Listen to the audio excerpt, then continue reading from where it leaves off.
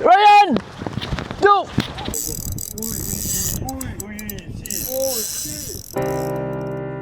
2 days before this moment, I had no idea my life was about to change. Fishing in Singapore isn't just about the tussle, the drag peeling action, or the next big catch. For me, fishing is how I found myself again. Back in 2020, I lost a lot of money, like a lot in crypto, and most of my life savings were inside. And I didn't just lose my life savings, I kind of lost my direction back then. And I was a fresh graduate, no money, nothing under my name. I just graduated, like I said, and finding job was tough, and depression was really hitting me quite hard back then. And also how I started fishing is that I came across a video online on YouTube, and I'm not sure whose video it was, probably one of the bigger names out there, Facepalm, Ryan Teo, AJVM. And I told myself, why not pick up a hobby? Maybe I can start rebuilding myself back by maybe finding new passions out there. And I started catching small fish. I started to use cheap reel, cheap rod, and each time I caught a fish, right, the tussle with the fish, I felt something unique, and which I enjoyed quite a lot. I felt alive, and that was the beginning of a never-ending journey. When I was in junior college, I actually always wanted to be a YouTuber lah. I started out doing YouTube travel vlogs, which nobody watched actually. So I'm not gonna take my own picture because I look really bad in this attire. Look at his piece of shit shoes. What? Lasted for 4 years, man. Adidas all the way. I'm not talking about quality. Finding the niche was, I think, the toughest at that time, and COVID itself rose the opportunity for a shift in my passions. Back when 2025 January, I wanted to list out a couple of goals for James Fishing because it was growing. It was about 2,000 subscribers already back then, and I listed out 4 points on my goal for the channel, and this is it. And there's about 2 goals, not sure you can see. These were not just goals that I made for myself, they were promises that I need to hit. The first goal for James Fishing was to catch a longfin trevally, no less than 4 pounds on a ultra light setup. Second goal was to catch a big fish from inshore using a popper, no less than 20 pounds. Many thought that 20 pounds from inshore, people say that's almost impossible. Like, are you crazy? You must be crazy. When James told me he wanted to land a 20-pound fish on popper from shore, 20-pound fish from shore? I don't know what the guy's smoking, but I might need some. Nonsense. I mean, I respect it, but it's such a delusional ambition. 2025 came and went. Between work and life, I couldn't give fishing the time it deserved. But those goals, they never left my phone. They never left my mind. Then one fateful weekend in 2026, just right after Chinese New Year, everything was aligned, and that was the day I will forever remember, etched in my head. Saturday morning, goal number 1, the Sagai, Longrakered Trevally, 4 pounds or heavier on ultralight from shore. Ultralight fishing is tough. Your line is really, really light and thin. It takes a lot of control and precision in how you present your lure, and also to tussle them. He's looking to land at least 2 pounds. That's your target. For today or what? This season? For today. Okay lah. How many Sagai you want?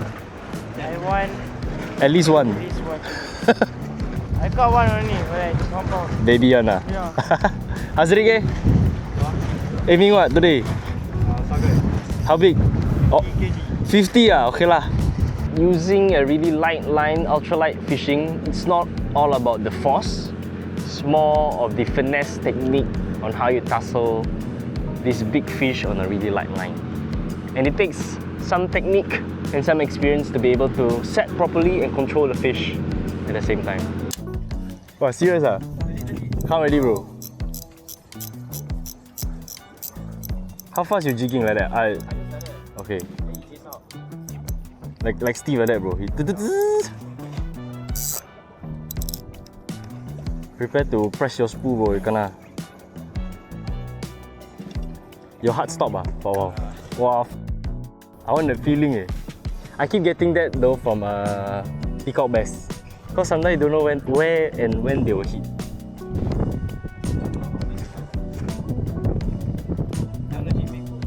Bro, you're prepared. I think you're the most prepared in terms of size. Oh yeah? Then I never feel. Then after it run off, then I feel a bit. Nice. Big one, man.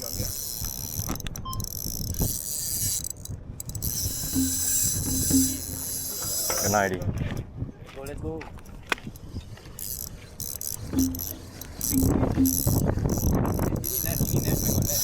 Should be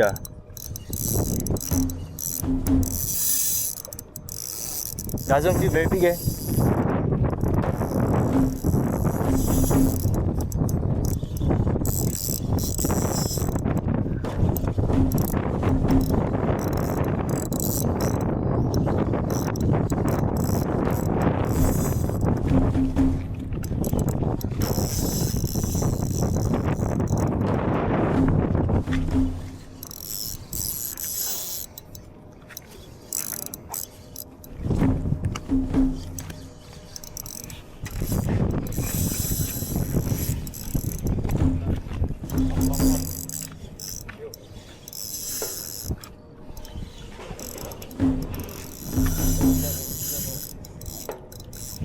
Bro, my drag very tight already, bro.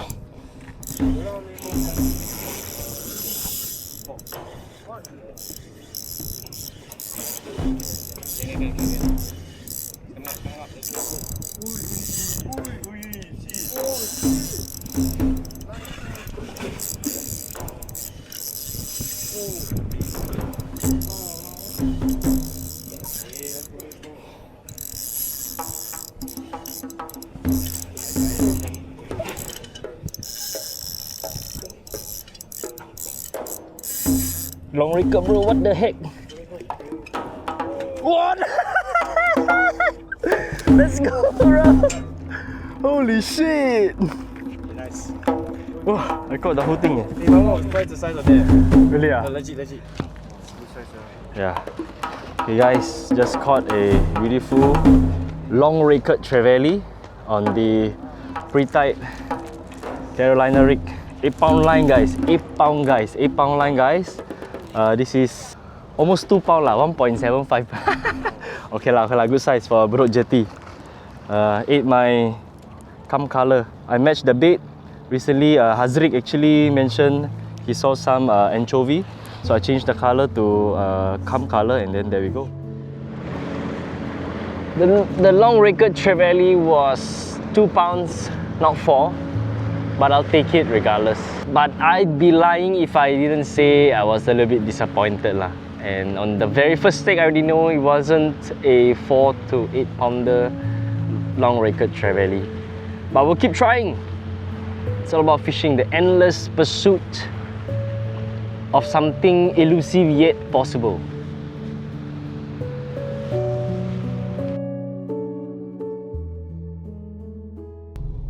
Alright guys, tomorrow Sunday I have some free time. Maybe I'm gonna go Southern Islands to do some popping.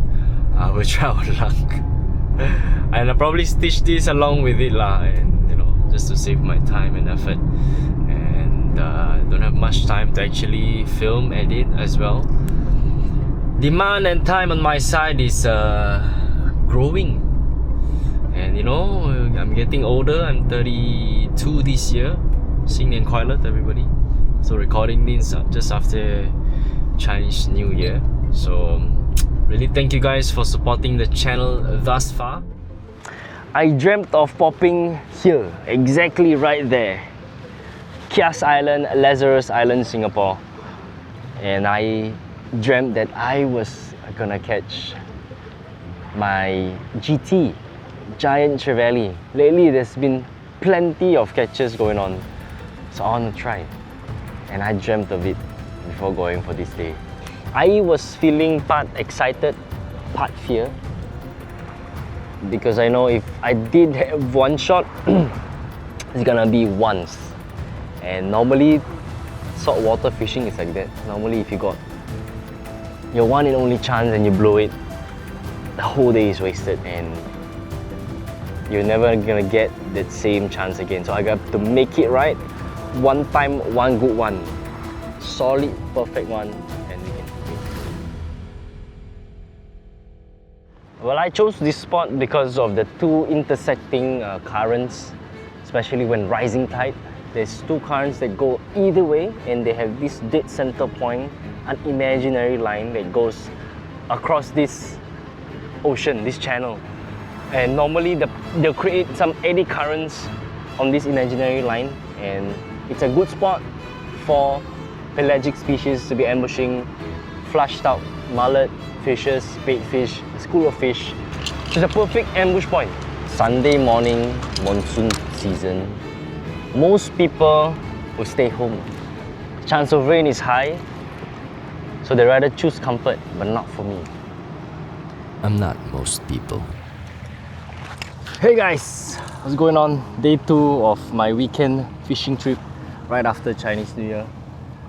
Trying out the popper today, the Halco Roosta Haymaker on the Certate 10,000 and the Kaiser El Toro.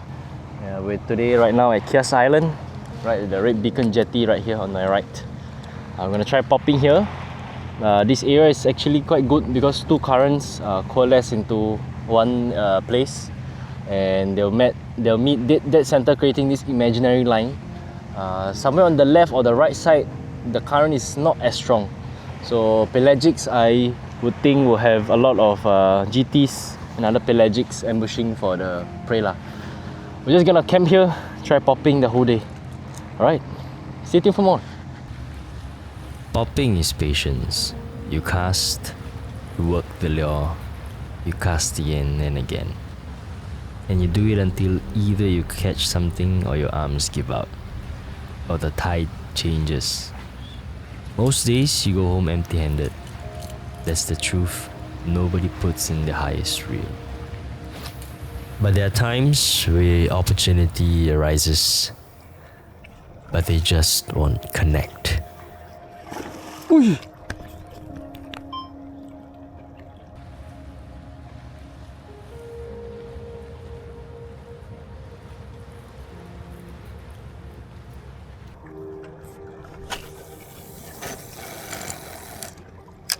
What the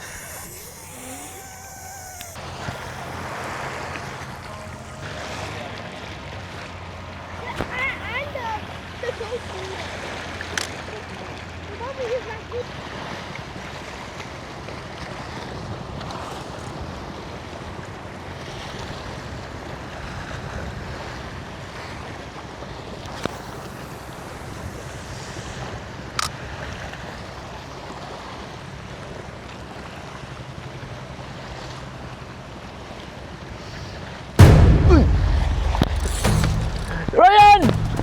Go!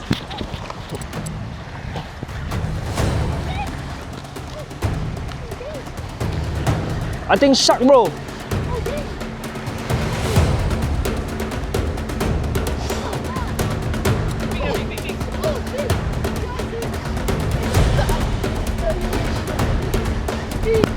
Bro, I need help, bro. Shark ah. Oh my god! Shark, bro, I think.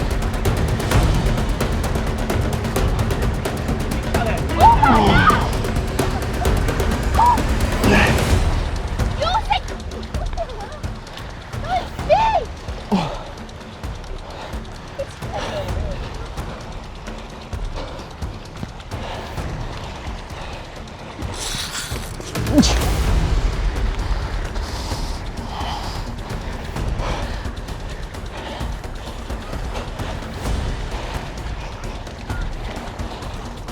I need boga, bro.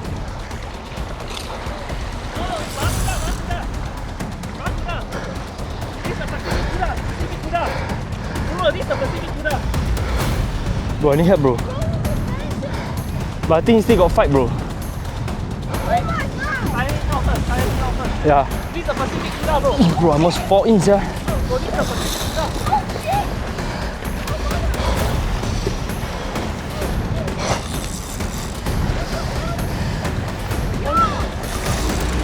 Pacific Cuda.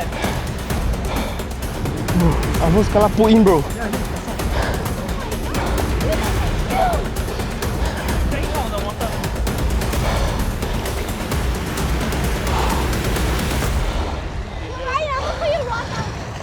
On the grass. Wow, heavy, bro, the fish.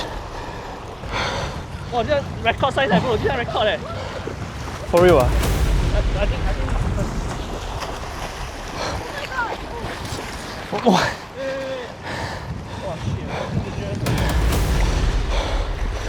Bro, I think maybe I can zhang, ah. You bring it up.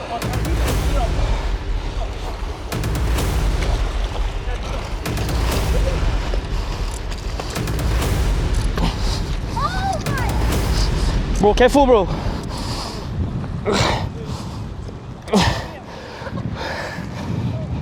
Yeah! What the? Fishing in Singapore isn't just about the tussle, the drag peeling action, or the next big catch. It's about the journey. It's about the kid who lost everything and found himself on the shoreline with a rod in his hand. It's about writing down a dream that everyone thought was impossible, and standing there 1 year later, holding the proof. To everyone watching this, who has a dream that people tell you is impossible, write it down, put a date on it, and then go fish for it. You might surprise yourself. So now that he's caught it, it's a good thing. But we're not going to stop hearing about this for the next 10 years. Good job. Never thought that you'll be able to land 120 pound here in Singapore. This shows nothing is impossible. This is James Fishing, and we're just getting started.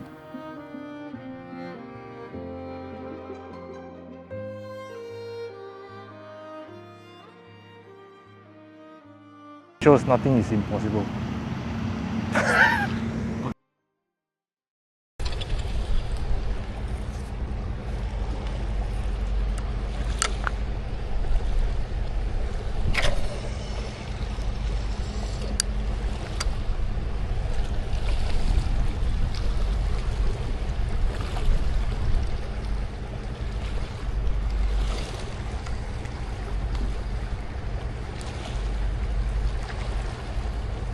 Oh shit! Oh shit! Oh shit! Oh! Oh shit! Oh shit!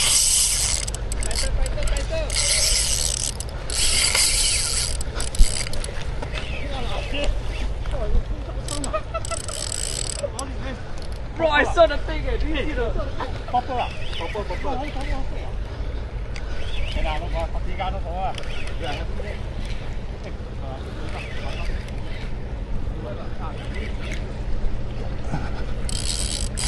Oh shit!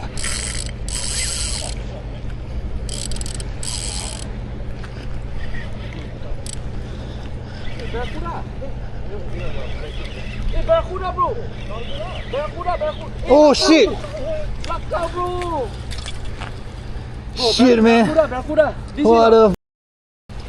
Oh Out of the mind, shit!